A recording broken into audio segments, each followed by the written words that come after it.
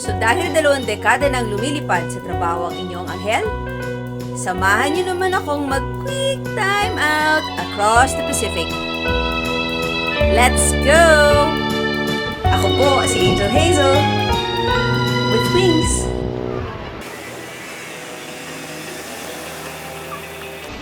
Lombard Street is a residential area.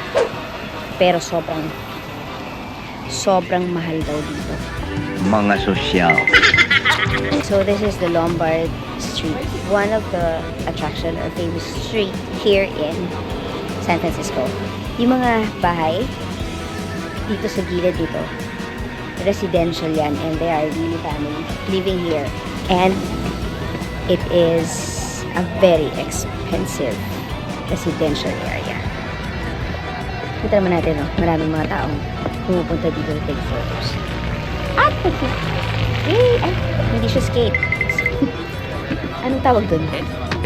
Monoskate. Charot lang. Let's go down.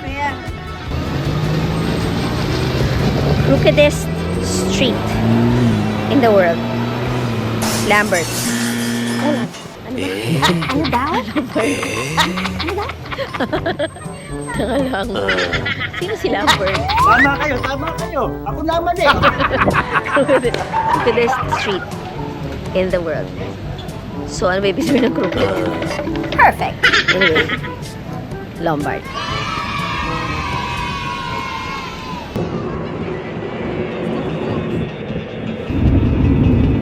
Crossing the Golden Gate.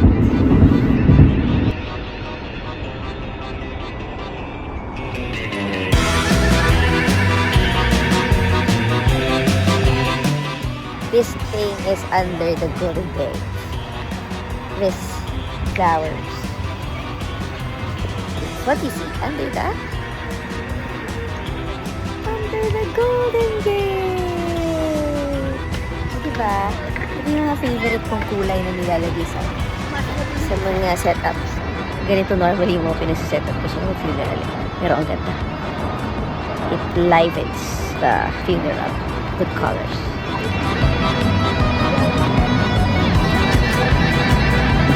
So the Golden Gate is not gold. Love it, love it, love it, love it. Alam niyo ba na 11 ang namatay during the construction of this gate? The construction is from 1933 to 1937. And then, it led to the construction of the safety net. At kung okay na at meron ng safety net, 19 lives ang nasave. Wow!